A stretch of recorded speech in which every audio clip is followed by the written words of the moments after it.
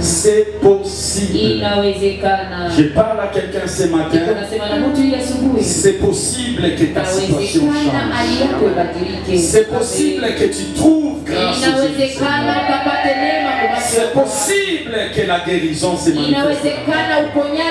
C'est possible que ton travail évolue.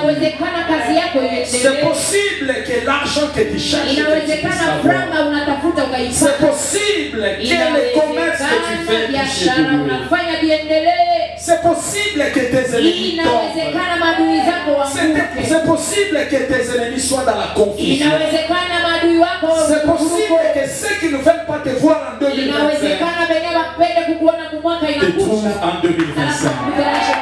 C'est possible que les choses marchent dans ta vie.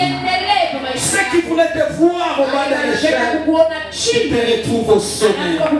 C'est possible que le mariage te soit accordé, même pendant ces quelques semaines. C'est possible qu'on vienne doter avant la fin de l'année. C'est possible que tu puisses concevoir, quel que soit l'état où tu te trouves. C'est possible que Dieu exauce tes prières. C'est possible que Dieu te donne ce que ton cœur désire. Est-ce que tu parles bien, Seigneur? C'est possible. C'est possible.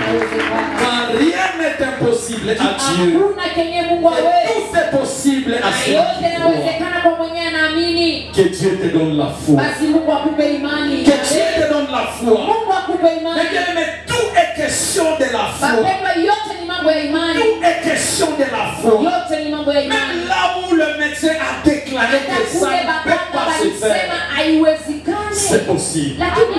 C'est possible. C'est possible. Là où le monde t'a limité, là où le monde a dit pour toi, il n'y a plus d'espoir. Laisse-moi t'annoncer une bonne nouvelle. C'est possible. C'est possible. Même si on t'avait licencié, même si on t'avait chassé du travail, laisse-moi te dire c'est possible. C'est possible que tu continues à travailler. Gloire au Seigneur. Nous sommes dans le livre de Marc chapitre 2, le verset 2 jusqu'au verset 11.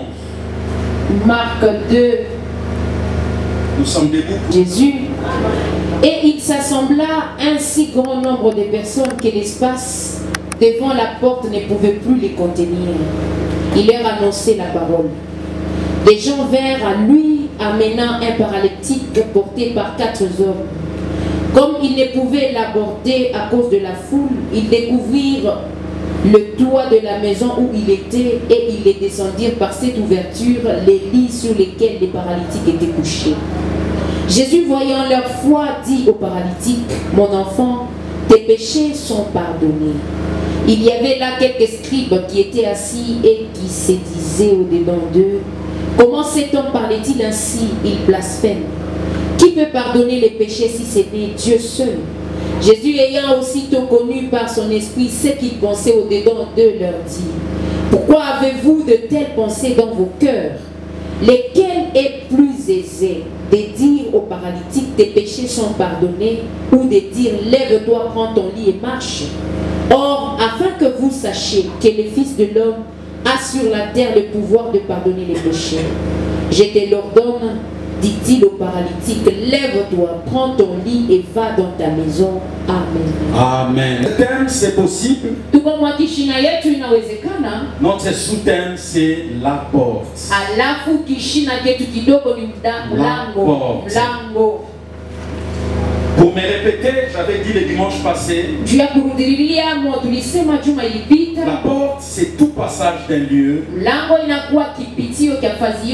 ou d'une situation.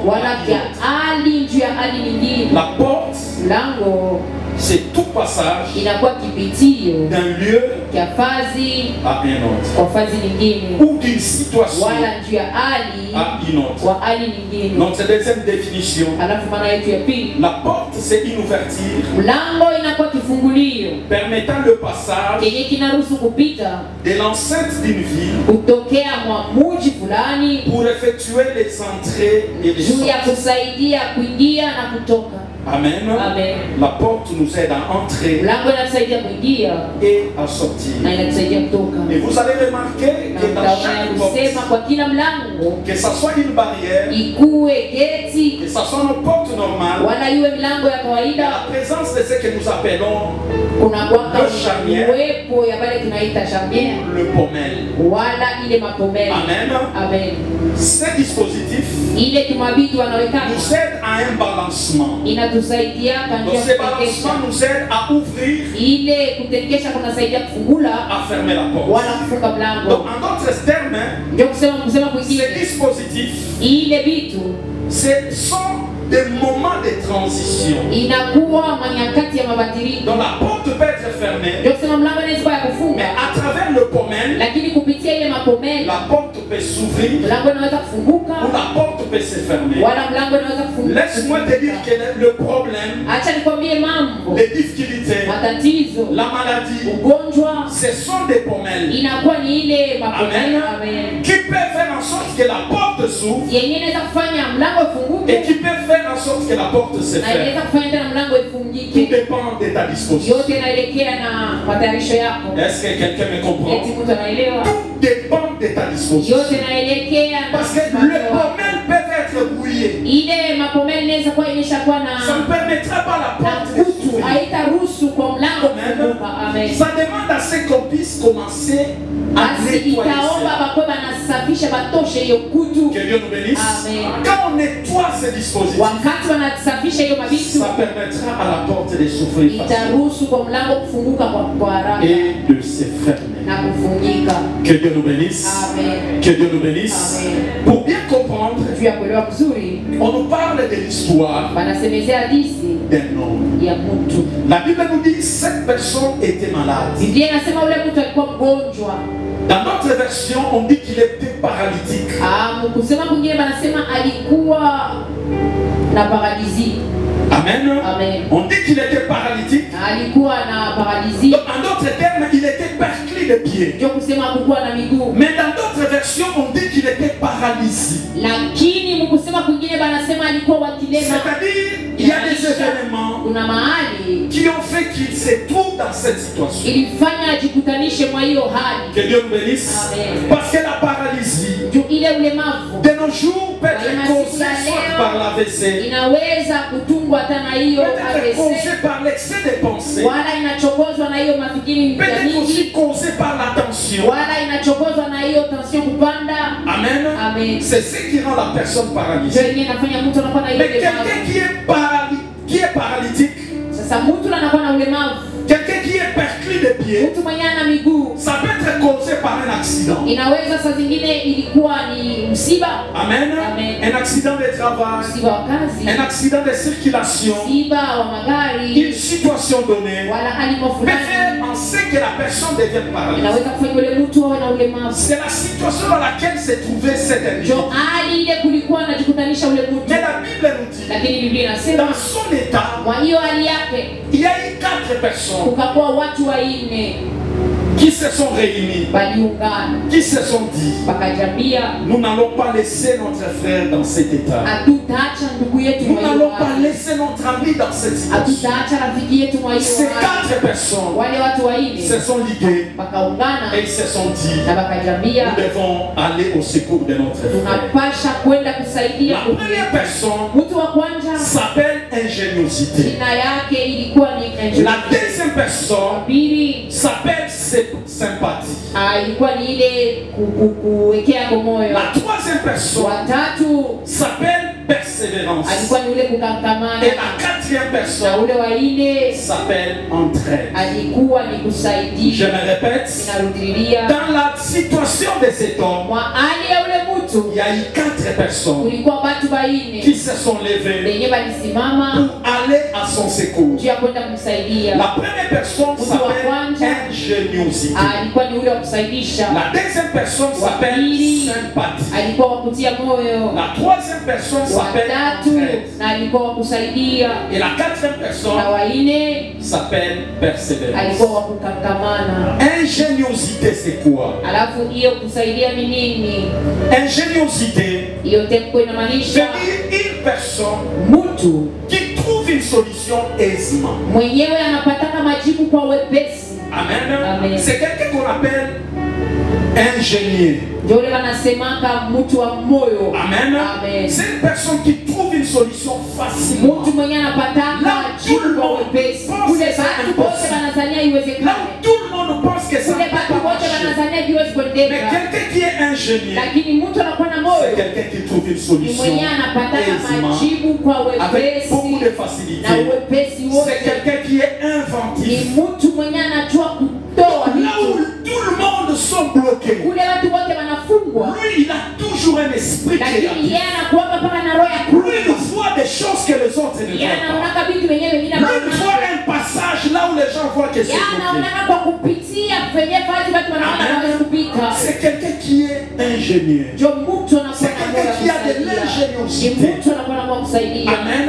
C'est la première personne qui était venue au secours de ces paralytiques. La deuxième personne, nous l'appelle quelqu'un qui est sympa. Ou la sympathie. La sympathie c'est quoi? La sympathie c'est un passion naturel.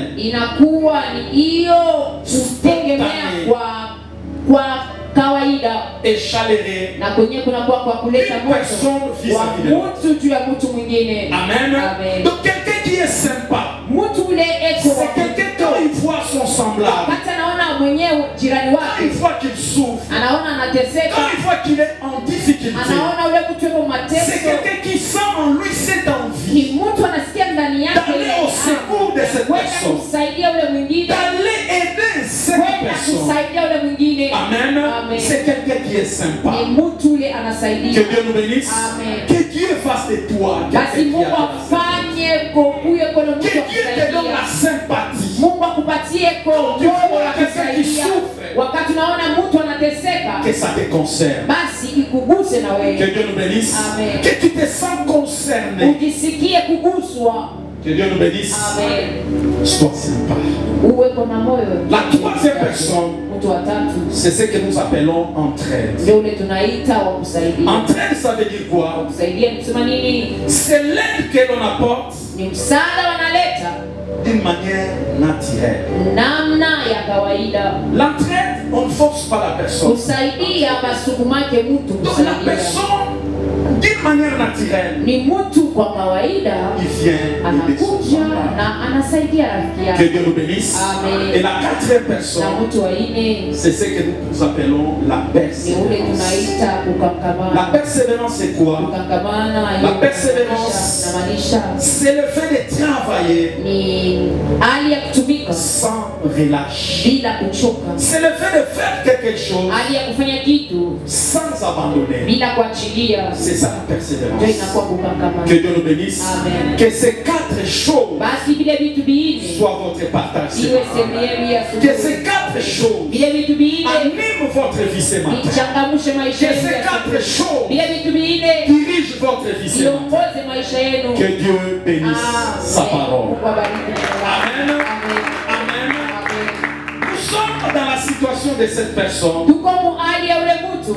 qui était paralytique. La Bible nous dit sa famille ne pouvait pas mettre la main. Sa situation était devenue difficile et compliquée. Mais la Bible nous dit ces 4 personnes que je viens de libérer sont venues à son secours. Mais quand ils l'ont pris, dans leur pensée, comme ils avaient ce que nous appelons l'ingéniosité, l'esprit créatif, ils se sont dit, là où nous devons l'amener, ce n'est pas l'hôpital. Parce que l'hôpital a échoué. L'hôpital n'a pas pu lui donner la solution. L'unique endroit où nous devons l'amener, c'est auprès de notre Seigneur Jésus. Amen. Quelqu'un qui est ingénieur, c'est quelqu'un qui sait réfléchir. C'est quelqu'un qui sait créer des choses. Ils se sont dit, allons auprès de notre Seigneur. Puisque comme la médecine a échoué, Christ ne va pas échouer. Que Dieu nous bénisse. Là où le monde n'a pas pu te donner la solution, là où le monde était limité, laisse-moi te dire, avance auprès de notre Seigneur. Lui au moins, il peut faire quelque chose. Amen. C'est comme ça qu'ils vont le prendre. La Bible nous dit qu'ils ont pris le brancard et ils ont commencé à l'amener. Ils l'amenaient. Ils l'amenaient jusque là où était Jésus.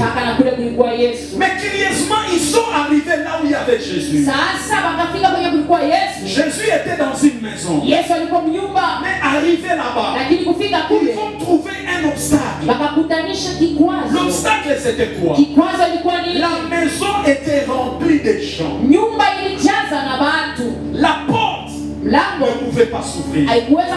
La porte était fermée à cause de la masse, à cause de la multitude. Amen. C'était un obstacle. Tu as rencontré en 2020. Quel est l'obstacle que tu as rencontré? L'échec ne t'a pas permis de réaliser tes projets. La maladie ne t'a pas facilité de réaliser tout ce que tu veux. Les soucis ne t'ont pas donné de la force pour réaliser ce que tu veux. Que sais-je encore? Toi-même tu connais. Qu'est-ce qui ne t'a pas rendu la vie facile? Qu'est-ce qui ne t'a pas aidé pour que tu puisses réaliser ce que tu voulais? Mais bien aimé, c'est cet obstacle qui n'a pas permis à cet homme d'ouvrir la porte pour qu'il puisse entrer. Mais bien aimé, la porte est toujours là. La porte ne se déplace pas. Mais ce ne sont que des obstacles qui nous empêchent à entrer, qui nous empêchent à ouvrir, qui nous empêchent à y accéder. Que Dieu nous bénisse. Amen. Que Dieu nous bénisse. Amen. Mais ils étaient à un bon endroit. Laisse-moi te dire, tu peux être à un bon endroit, mais cela ne veut pas dire que tu vas y entrer. Tu peux venir à temps. Cela ne veut pas dire que tu vas y entrer. À cause de quoi? À cause de tous les obstacles qui ne te rendra pas la vie facile pour que tu puisses y accéder. Amen. La vie est faite de hauts et de bas. La vie est faite de difficultés, de problèmes. Quelle attitude prendre? Quelle attitude prendre?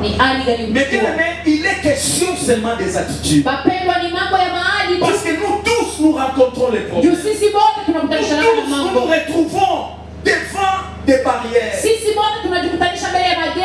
Mais il est question seulement d'attitude. Tu dois abandonner. Tu dois laisser. Qu'est-ce que tu dois faire? Que Dieu nous bénisse. Amen. Que Dieu nous bénisse. Amen. Les 4 personnes devant cet obstacle, devant cette difficulté, devant cette impossibilité, ils se sont dit, nous n'allons pas rentrer avec cette personne. Nous devons faire quelque chose pour que lui puisse rencontrer Jésus, puisse rencontrer la solution. Qu'est-ce que nous devons faire? Amen. Amen. Qu'est-ce que tu dois aussi faire par rapport à tout ce que tu as rencontré? La Bible nous dit l'ingéniosité a dit ceci. Cherchons l'échelle. Montons sur les toits. Enlevons quelques tôles pour que nous puissions les faire descendre jusque là où est Jésus. Jusque là où est Jésus. Amen. La sympathie a dit c'est une bonne idée. Quand la sympathie, c'est quelque chose de spontané, de naturel. Faisons cela. Amen. Amen. Ils ont pris la personne. Tous les 4 personnes. L'entrée d'A dit touchons, ne les lâchons pas. Et ils l'ont pris jusqu'au toit. Quel effort, quelle imagination, quelle idée.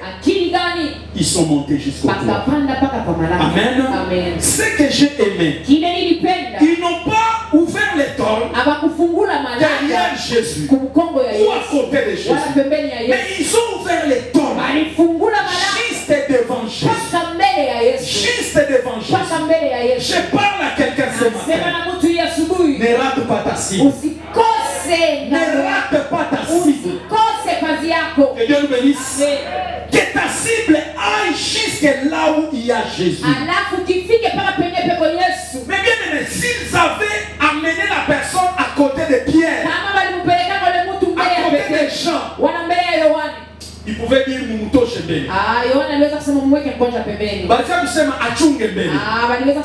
comme ils ont choisi un bon endroit, devant la personne qui a dit venez à moi, vous tous qui êtes chargés, fatigués, et je vous donnerai du repos. Amen. C'est auprès de cet homme qu'ils ont amené. Je parle à quelqu'un ce matin. Tu n'as pas commis une erreur en venant dans ce culte. Tu n'as pas commis une erreur en entrant dans ce marathon. Parce que c'est auprès de Jésus que tu dois décharger tes problèmes. C'est auprès de Jésus que tu dois adresser tes difficultés. Que Dieu nous bénisse. Que Dieu nous bénisse. Ils sont descendus la personne. La Bible nous dit, Jésus ayant regardé la personne, Jésus a dit, tes péchés te sont pardonnés. Tes péchés te sont pardonnés. Je m'étais en train de réfléchir. Je me dis, mais cette personne, ce qui a amené ces 4 personnes à les déposer auprès de lui, est-ce que c'était le péché ou c'était le paralysie? Humainement parlant, c'était la paralysie. Ses pieds avaient des problèmes. Mais le médecin par excellence, lui qui voit tout, lui qui connaît tout, voyant cette personne avec sa microscope extraordinaire, il a vu que c'est le péché. Je dois résoudre le problème de péché. Je parle à quelqu'un ce matin. Jésus qui voit la jeunesse de ton problème, Jésus qui voit la gravité de ta situation, qui te donne la diagnostic qu'il faut. Qui te donne la diagnostic qu'il faut. Là où le monde ne sait pas voir, là où le monde ne sait pas comprendre, que Jésus comprenne quelque chose. Amen. Tes péchés te sont pardonnés. Que Dieu nous bénisse. J'ai compris une chose, que Jésus commence d'abord par traiter l'âme. Il a commencé d'abord par traiter l'âme. Il y a des choses qui sont à nous, que Jésus commence à traiter cela. Jésus a vu le péché. Parce que quand on diagnostique quelqu'un, on cherche d'abord la cause. Quand on touche à la cause, automatiquement la suite, sera aussi traité. itakuwa na wewe Que kutunza. Dieu nous bénisse. Amen. Que Dieu nous bénisse. Amen. Voilà pourquoi je parle à quelqu'un. Kwa maana nasema na mtu, Commence d'abord anja à kwanza présenter ta cause. utambulishe mambo yako. Pourquoi tu es dans cet état? Juu ya nini unajikutanisha kwa Qu'est-ce hiyo qui t'a hali? amené dans cette Ni situation? nini ilikufikisha kwa hiyo Il hali? y a des gens qui sont célibataires. Napenda kuna watu wako Ce n'est pas parce que haiko juu les hommes ne veulent pas le prendre na en main. Bwana bapende kubaoa. Quel est l'esprit qui contrôle votre vie? Pepo gani kunangalishisha jamaa C'est ça yenu? la cause. Ndio chanzo. Amen. Amen. C'est ça la cause. Ndio chanzo. Le problème, ce n'est pas le mariage. Mambo iko Le ndoa. problème, ce n'est pas le travail. Mambo iko Mais kazi. le problème, qu'est-ce qui est à la base Mambo ni nini chanzo de la maladie, ya hiyo gonjwa, de l'échec, ya ile kushinda, de ya blocage? ile vifungo? Traitons d'abord la Alafu cause. tutunze chanzo. Amen. Amen. Parce que nous aimons toucher Juu sisi tunapenda kugusa à la fin kumwisho au lieu d'aller au début. kuliko kuanza kuchemchema. Que Dieu nous bénisse. Amen. Que Dieu nous bénisse. Amen. Que Dieu t'ouvre les yeux. Basi Mungu akufungue Que macho. Dieu ouvre ton intelligence Mungu afungue akili yako. pour savoir Juu kajue qu'est-ce qui est à la base de ce que je suis en train de dire. nini chanzo cha vile uko naishi. Voilà pourquoi Jérémie 33, 3 Kwa maana Yeremia 33:3 nasema uniite et je te na répondrai. nitakujibia. Est-ce qu'il se limite seulement par te Eti répondre? inamaanisha pale tu? Non. Hapana. En dépit de répondre, Kupitia la majibu Bible ajoute en disant Biblia inaongoza et kusema je t'annoncerai nitakutangazia des choses cachées vitu vyenye que tu kufichana ne connais pas. yenye kukuwa najua. Amen. Amen. La vie est faite des choses que nous ne connaissons pas. Maisha inatungwa na vitu vyenye La kujua. maladie est faite des choses que nous ne connaissons pas. Ugonjwa unatungwa na vitu vya L'échec est kujua. fait des choses que nous ne connaissons pas. Kushinda kunatungwa na La vitu vya malédiction kujua. est faite des choses que nous ne Laana connaissons pas. inatungwa na vitu hatujue. Voilà pourquoi nous devons invoquer le Ndio kwa maana Seigneur tunapasha kumwalika Bwana. Lui qui connaît Amen. Yeye unanajua qui vyote. nous annonce les Basi choses cachées. atutangazie vitu vyenye Je lève kufichana. ma main droite Amen. et je déclare Natangaza. dans la prière que tu es en train de faire ce matin que Dieu te révèle les choses cachées. Que Dieu te révèle les choses cachées. Ce qui est à la base de ton échec, que Dieu te révèle. Ce qui est à la base de ton blocage, que Dieu te révèle. Ce qui est à la base que les choses ne marchent pas, que Dieu te révèle. Ce qui est à la base des problèmes entre toi et ton mari, que Dieu te révèle. Ce qui est à la base que les choses n'évoluent pas, que Dieu te révèle. Que Dieu te révèle. Le temps de la révélation est arrivé. Le temps de la visitation est arrivé. Que Dieu vienne te visiter et qu'il te montre clairement la cause de ta situation. Chanzo cha mambo yako. C'est très important Mapendo ni ya muhimu sana. que Dieu te révèle. Mungu Mais akufunulie. quand Dieu te révèle, Wakati Mungu akufunulia, c'est déjà un atout ile inakuwa yote. pour que tu trouves solution. Jua ukapate majibu. Il y a des prières que tu fais Kuna maombi qui est unafanya en dehors de la volonté de iko Dieu, nje ya qui mapenzi est ya en Mungu, dehors de ce que toi tu iko fais. nje ya vile Mais quand unataka. Dieu se révèle à Lakini toi, wakati Mungu analifunua kwako, il t'ouvre les yeux. anamfungua macho, Il t'ouvre les yeux. anamfungua Et macho, tu comprends la na cause unaelewa chanzo de ce que tu es en train ya de faire. kile uko naishi mateso. Amen. Amen. Jésus va parler à ces paralytiques. Basi Yesu kasema na ule wa Tes kilema, péchés te sont pardonnés. madhambi yako Mais quand imekusamehewa. il a parlé de péché, Mapendo wakati anasemezea dhambi, les scribes qui étaient là, wale les pharisiens qui étaient là, Wafarisayo walikuwa pale, ils ont commencé à parler. wakaanza kusema sema, Quel est cet homme ni nani huyu mtu qui peut pardonner les mwenye péchés? anaweza kusamea dhambi? Laisse-moi te dire, Acha nikwambie, quand tu viens en Seigneur wakati unakaribia mbele avec tes yako, problèmes, na mambo yako, ceux qui te connaissent, wale wanakujua, ceux qui veulent que tu vives dans cet état, wale wanapenda uendelee ceux qui kuishi veulent mahali que hapa, cette situation s'empile, wale wanapenda hiyo ils se posent des questions. eko najiuliza, Qu'est-ce qu'il part chercher basi là-bas? anaenda kutafutaka nini kule, Qu'est-ce qu'il fait là-bas? anatafutaka nini kule Et juu yako. quand tu viens dans la présence de Dieu, Wakati unakaribia kuwepo wa Mungu, il n'y a rien qui va pas ce que tu cherches. hautapata kile unataka. Laisse-moi te dire, Acha nikwambie, méfie-toi de ce genre de personnes. achana na wale watu wa Quand vile. tu as déjà un objectif, Wakati una kifukuzio, tu n'écouteras pas n'importe qui. hautasikia mtu wowote. Voilà pourquoi tu as besoin de la persévérance. Ndio kwa maana unahitajia Tu as kukamana, besoin de la persévérance. unahitajia kudumu, N'abandonne pas. usiachilie Tant que tu n'as pas encore réussi ce que tu ile cherches, bado hujapata kile laisse-moi unatafuta. te dire de ne pas Acha abandonner. nikwambie usiache. Est-ce que je parle à quelqu'un? Amen. n'abandonne pas. Usiachilie. Tant que tu n'as pas encore eu un fiancé, Ile bado hujapata mchumba. tant que tu n'as pas encore eu une fiancée, Ile bado hujapata mchumba. n'abandonne pas de venir dans la Yaache présence. kukaribia uwepo wa Mungu. Est-ce que je parle à quelqu'un? Amen. Tant que tu n'as pas encore eu la guérison, Ile bado hujapata uponyaji. n'abandonne pas de prier. Usiachilie kuomba. Tant que ce que tu désires, Vile kile tu ne les unachohitaji as pas encore touchés, bado hujavigusa. n'abandonne pas de prier. Usiache kuomba. Amen. Amen. Amen. Amen. Amen. Amen. Les pharisiens ont dit, Wafarisayo wakasema, quel est cet homme ni nani huyu mtu qui a le pouvoir de pardonner? mwenye ana mamlaka ya kusamehe La dhambi? Bible nous dit, Jésus connaissant leurs pensées, Biblia inasema Yesu mwenye kujua mafikiri yao il va encore répliquer en disant, atarudisha kusema. qu'est-ce qui est plus aisé? Ni nini iko mwepesi? C'est de dire tes péchés te sont pardonnés. Kumwambia mtu dhambi yako Ou de amesamehewa, dire prends ton lit et wala marche. kumwambia kamata kitanda chako chukua na wende? Est-ce que nous sommes ensemble? Tuko pamoja?